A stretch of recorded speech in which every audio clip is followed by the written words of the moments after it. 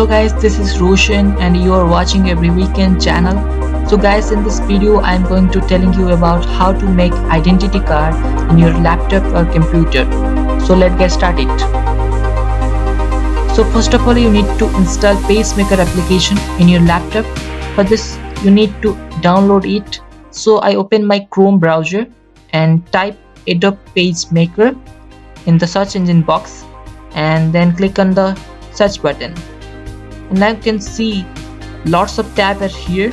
You can download from there, or you can go through my description section and click the link given below. You can able to download directly from there. So after the download you need to install it, as I do it much before, so I don't need to download it again. Then I open my Pacemaker application. Now you can close this tab, then open a A4 page size paper and do follow the remaining step.